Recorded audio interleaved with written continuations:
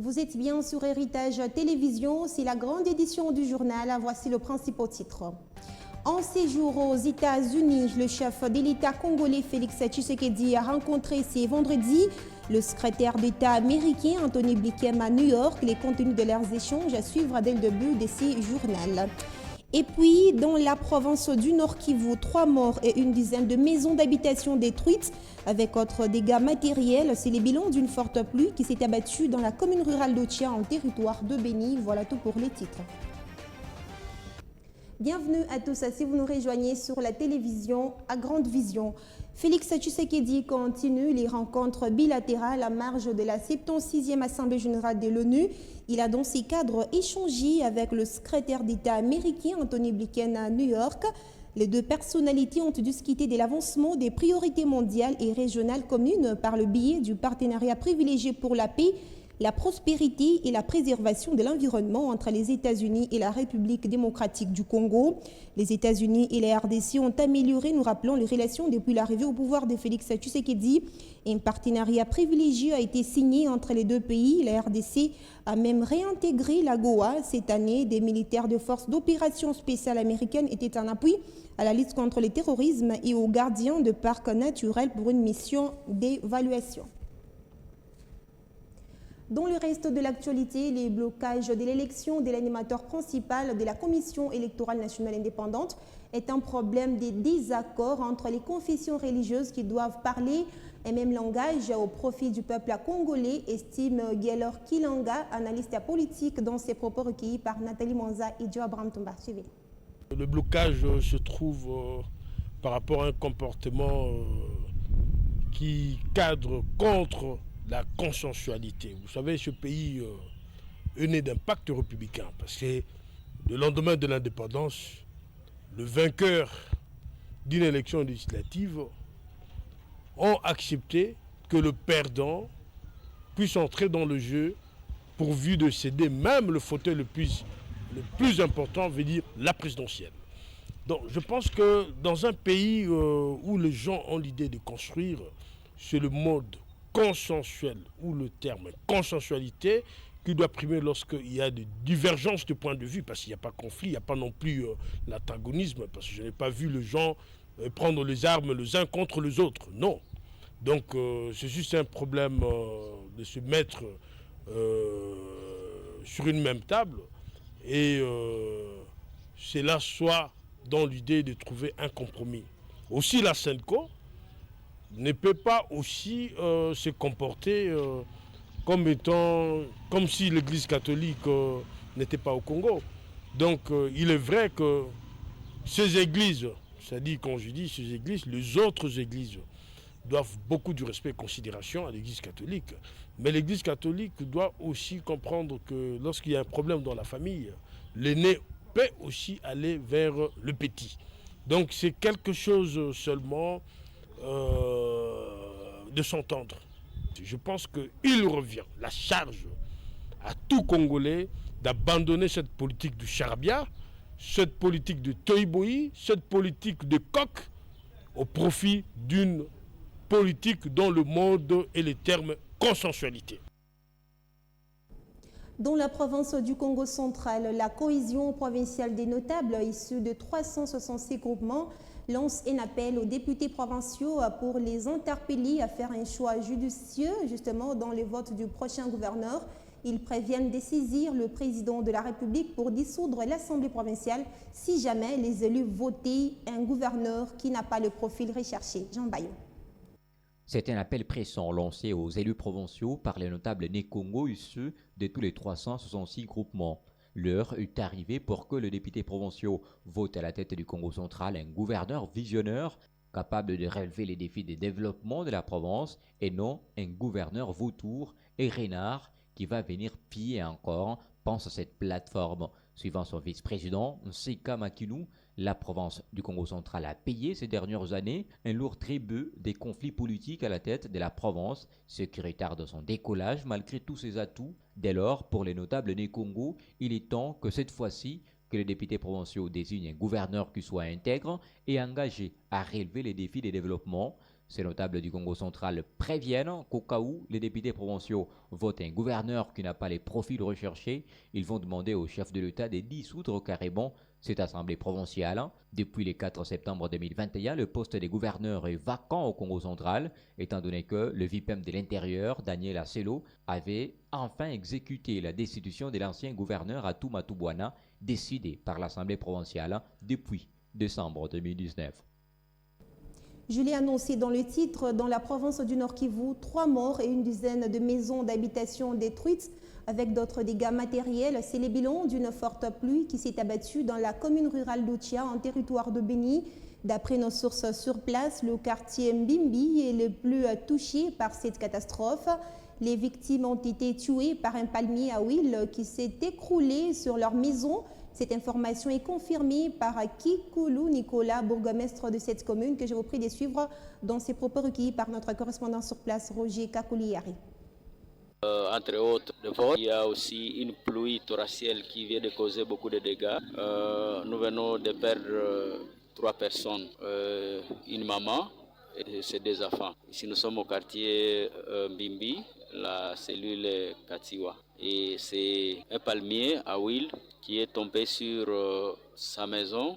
Et malheureusement, aussi la situation particulière, puisque j'ai parlé de vol, il y a aussi le quartier Mabasele, là où il y a eu crépitement de balles. C'est un militaire, on ne sait pas ses intentions. Il a créé 4 coups de balles. Malheureusement, il a été recherché par nos outils de sécurité. On ne l'a pas retrouvé. On est en train de le chercher. Pendant que les gens étaient en train de fuir sur celui, vous voyez que même ici en cellule Katiwa, il y a aussi un voleur qui était au même moment en train d'opérer. Donc nous n'avons pas passé une bonne.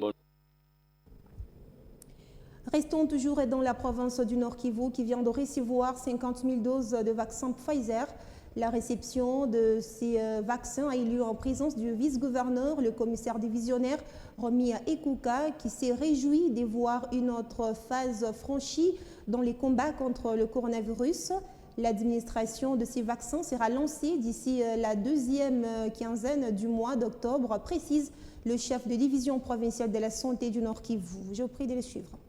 Ces 50 000 doses de vaccin Pfizer réceptionnées ce vendredi à Goma par le vice-gouverneur, le commissaire divisionnaire Romy Ekuka, vient contribuer à la lutte contre le coronavirus au Nord Kivu, deuxième province la plus touchée par cette pandémie au pays. À l'époque, nous avions un petit stock concernant AstraZeneca, mais qui avait été rapidement utilisé. Et suite à la montée des cas de Covid-19, nous avions fait appel à la communauté internationale et au gouvernement central pour qu'on nous ravitaille en vaccins. Voilà que le gouvernement central a entendu notre appel. Aujourd'hui, nous avons la grande satisfaction de recevoir 50 000 doses du vaccin Pfizer que nous venons solennellement prendre à l'aéroport et donner au niveau du service de santé. Janvier Koubouya, chef de division provinciale de la santé, précise que d'ici la 2e quinzaine d'octobre, ce vaccin sera lancé. C'est un nouveau vaccin qui arrive. Il faut former les équipes. Il faut déployer les nécessaires au niveau des sites de vaccination. Et ça nous prend environ 2-3 semaines.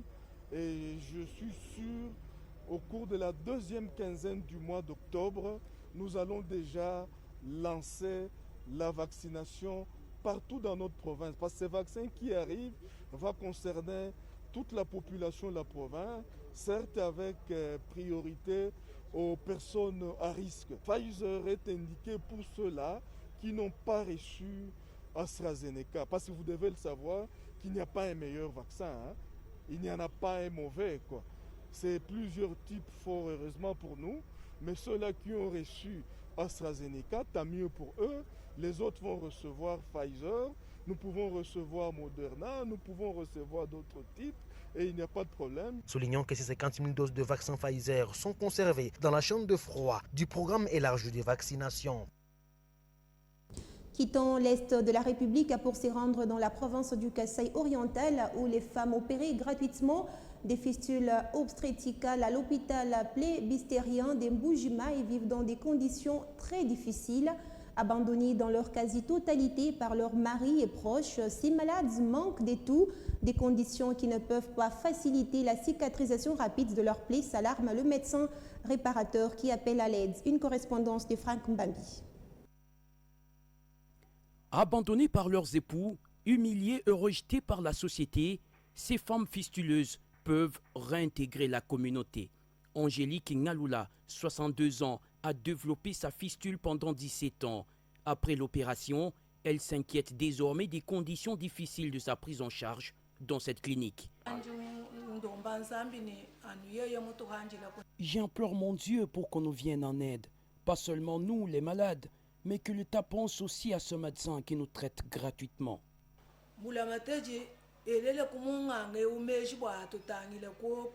Après 4 mois de travail, cette clinique a consulté plus de 150 femmes, mais seulement la moitié a pu être opérée.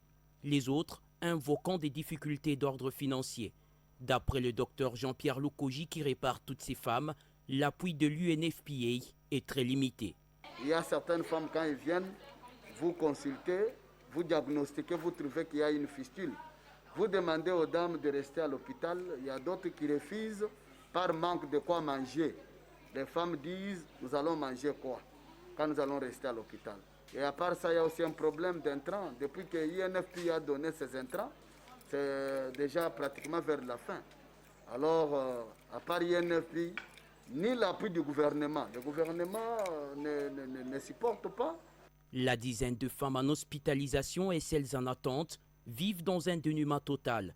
Une situation qui pourrait avoir une incidence négative sur leur récupération.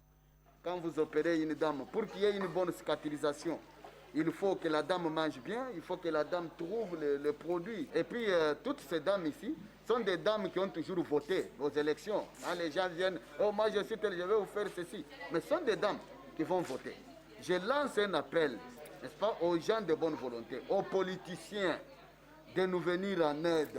Par ailleurs, Dr Jean-Pierre Loukoji plaide pour la construction en Mbujimaï d'une clinique destinée à la réparation des fistules obstétricales.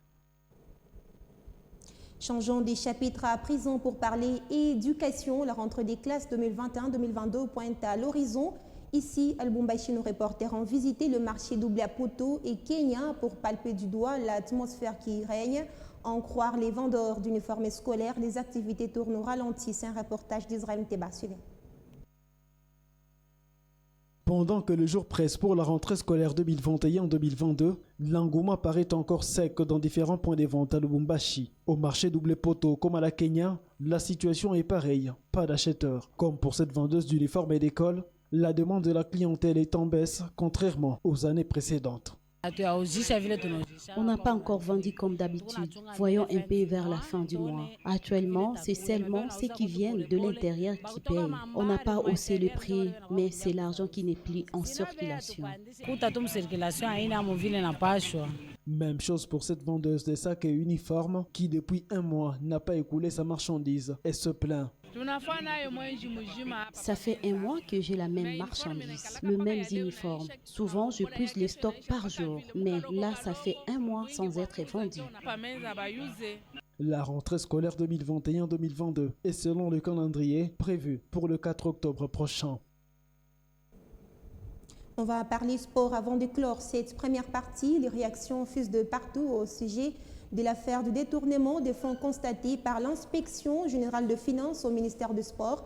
Ici à Lubumbashi, quelques analystes sportifs ont été rencontrés par nos reporters pour une analyse. Pierre Caboué.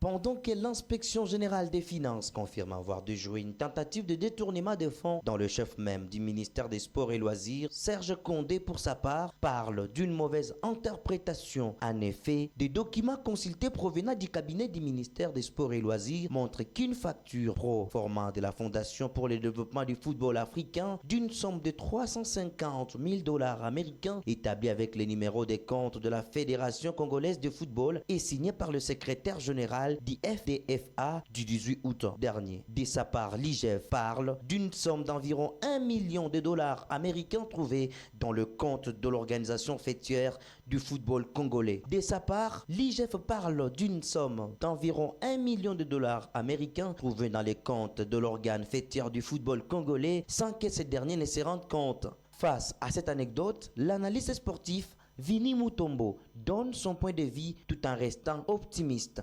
Il y a une louche dans le sens que l'IGF a commencé par inspecter la Fédération congolaise de football association. En inspectant, l'IGF a trouvé qu'il y avait une somme qui n'était pas justifiée dans les comptes de la fédération. Alors, une fois être en face des dirigeants de la fédération, ils ont été également surpris à leur niveau pour dire qu'ils ne comprenaient pas par quelle magie la dite somme pouvait se retrouver dans leur compte. Alors, c'est comme ça que dans les sources, bien évidemment des provenances, on a trouvé qu'il y avait une main du ministère national des sports. Si c'est au niveau de la fédération qui a eu cette tentation, bien évidemment, si c'est au niveau du ministère national des sports, que l'IGF fasse son travail. Pour l'heure, cette affaire reste en boucle dans la mesure où les retombées pourront permettre au football congolais de prendre une autre tournure dans la gestion des fonds autrefois décriés. Prendre la revue de presse, place au rappel de titre. En séjour aux États-Unis, le chef de l'État congolais Félix Tshisekedi a rencontré ce vendredi le secrétaire d'État américain Anthony Blinken à New York. Vous avez suivi dans ces journaux les contenus de leurs échanges. Et puis, dans la province du Nord Kivu, 3 morts et une dizaine de maisons d'habitation détruites avec d'autres dégâts matériels. C'est le bilan d'une forte pluie qui s'est abattue dans la commune rurale d'Otia en territoire de Béni. Il est déjà avec moi sur ces plateaux, je les reçois dans un instant.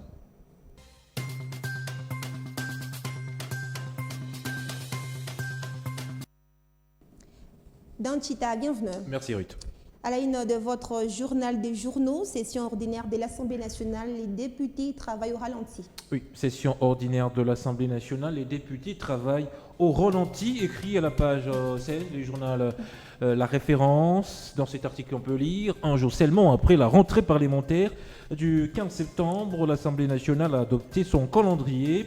Une cinquantaine de matières à examiner durant 90 jours avec un accent particulier sur les projets de budget de l'État pour l'exercice 2022. Alors qu'on s'attendait à voir les députés accélérer le rythme de traitement de matières inscrites au calendrier de la session, on assiste plutôt à une sorte de torpeur au cours de la séance plénière d'hier qui a débuté comme d'habitude avec 3 heures de retard. Les députés ont notamment débattu de la proposition de loi portant régime de sécurisation sociale des agents publics de l'État. Le texte devra ensuite être examiné en profondeur par la commission permanente socioculturelle. Et puis, entre le gouverneur Bobo Boloko et son adjoint, c'est la guerre. Oui, et cacophonie au sommet de la province de l'Équateur entre les gouverneurs Bobo Boloko et son adjoint. C'est la guerre, titre les journaux. Le climat de travail n'est pas au beau fixe entre les gouverneurs Bobo Boloko et le vice-gouverneur Taylor Zangui. La situation vécue à la tête de la province de l'Équateur dépasse tout entendement dans la mesure où le gouverneur Bobo, dans ses conversations avec ses proches, à qui son vice de manque à son endroit, une franche collaboration, ce qui aurait pour conséquence un manque de contribution du vice-gouverneur dans les efforts menés par Bobo Boloko dans la considération, la gouvernance de la province, blessé dans son amour-propre par ses peu de considération à sa personne. Le vice-gouverneur a, dans une correspondance adressée récemment à son titulaire, demandé à ces derniers de revoir son attitude à son endroit pour la réussite de leur mandat. Terminé, ni scandale ni détournement au ministère du Sport. Les allégations de l'IGF rejetées en bloc. La FECOFA au banc des accusés. Ni scandale, ni détournement, ministère des Sports, les allégations de l'IGF rejetées en bloc. La FECOFA au banc des accusés, à lire au journal La Prospérité. Le cabinet du ministre des Sports, dans une mise au point, parle de la mauvaise interprétation de faits, dénonce les accusations sans fondement et dément formellement toutes les allégations de l'IGF sur un prétendu détournement des fonds publics. Il affirme par contre que la mise de fonds à la disposition par les ministères des Sports à la FECOFA, dont il est question dans cette affaire, est conforme à son partenariat avec la Fondation pour le développement au football africain. Les documents ainsi que toutes les preuves liées à ces dossiers sont disponibles au cabinet du ministère des Sports, conclut l'article. Très belle revue de presse signée Dantita. Merci et à très vite. Merci à vous, Ruth. Mesdames, Messieurs, c'était les journaux de la rédaction. Merci à tous de l'avoir suivi partout à travers le monde. N'attendez pas d'être heureux pour sourire, souriez plutôt afin d'être heureux. Je vous retrouve très prochainement. L'information reste en continu sur Héritage Télévision. À bientôt.